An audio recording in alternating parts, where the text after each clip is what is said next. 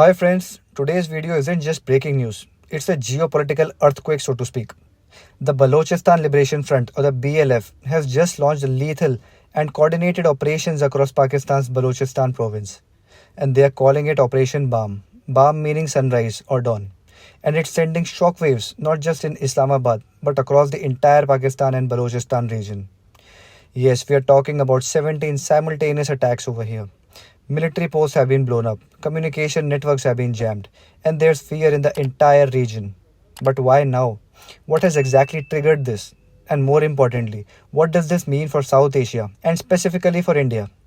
So, friends, don't skip this video, watch it till the very end because we are going to decode this entire operation from what happened to why it happened and what comes next.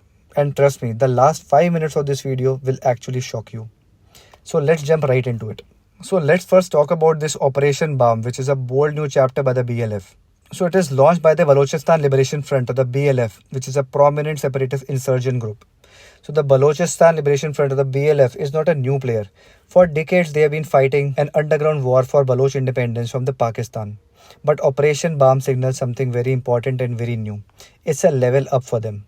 Why call it Baam? Because like I mentioned, Baam means dawn or sunrise in Balochi language. So the BLF is branding this as the beginning of a new phase, a dawn of open confrontation. So this isn't just guerrilla tactics anymore. This is coordinated warfare and they're proud of it. In fact, they publicly took credit for it via their spokesperson Major Guharam Baloch. Now that is bold and also a well calculated move. So this is named Operation Baam, signifying a strategic shift in BLF's campaign. So BLF are no longer hiding in caves. They are showing the world that Baloch resistance is a structured, confident and an expanding movement. So this sends out a very specific message to Islamabad. We are not just rebels, we are a movement, a military one. So this operation was launched at massive scale with 17 coordinated attacks across the entire Balochistan.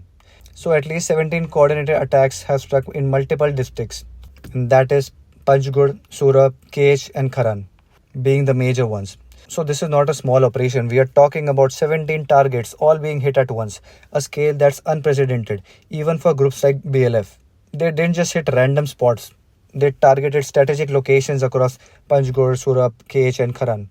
So coordinating across multiple districts means they had the right intel, manpower, resources or money and also communication. So these are not isolated cells. This is a militarized network with a high degree of discipline and also local support. Now imagine what this level of coordination would require. Yes, it requires a lot of surveillance, timing, communication jamming. So basically it proves it was a very well executed and a very structured attack. So BLF has emphasized the reach from the Makran coast to the Koh Suleiman mountains. So they want the world to know we are everywhere. From the Makran coast, that's the southern shoreline near Gwadar, to the rugged Koh Suleiman range in the north. This is a Baloch-wide assertion of territorial presence. So this isn't just symbolism, it's a geography being weaponized so to speak.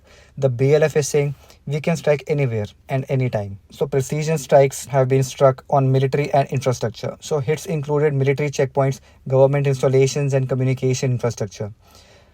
So BLF didn't go after soft targets, they targeted military and government sites, the heart of state control. Even more crucial, they attack communication infrastructure. Now that's psychological warfare, so to speak.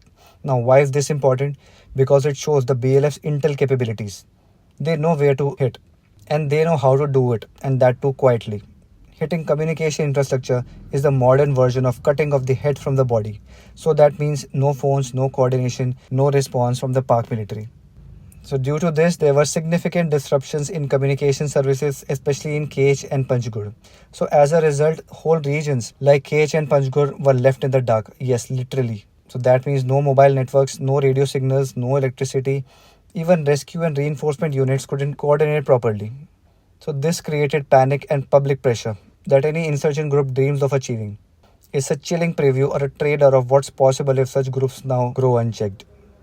So now let's understand what the BLF really wants and what is the message behind these missiles. So BLF spokesperson Major Guharam Baloch stated the offensive will inflict human and material losses on Pakistani forces. Now the BLF is very clear about their goals.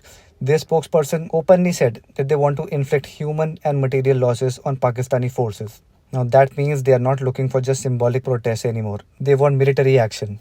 And why not? From their perspective, they see the Pakistani state as an occupying force. The Pakistani military has long been accused of abducts, kidnaps, tortures, and crackdowns all across Balochistan. So the BLF consider this as a retaliation and not terrorism. So this framing or this branding is very important because it's how they justify international attention and sympathy. They see themselves as freedom fighters and not as terrorists. So the group framed the campaign as ushering in a new phase of their struggle for Baloch liberation. Now every group needs a narrative. So for the BLF, Baam is their 9/11 moment, not in destruction but in media value. It's their announcement to the world that the rules have now changed. By framing it as a new phase, they're telling regional and global players, look, you need to talk to us now. This isn't low intensity insurgency anymore. This is a political military movement with ambitions for self rule or even independence from Pakistan. Now let's discuss Pakistan's deafening silence and strategic dilemma.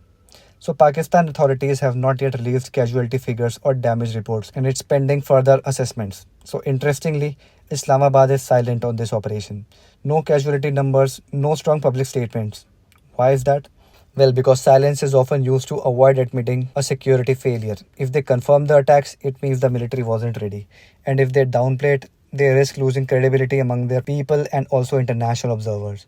So it's a catch-22 situation for them.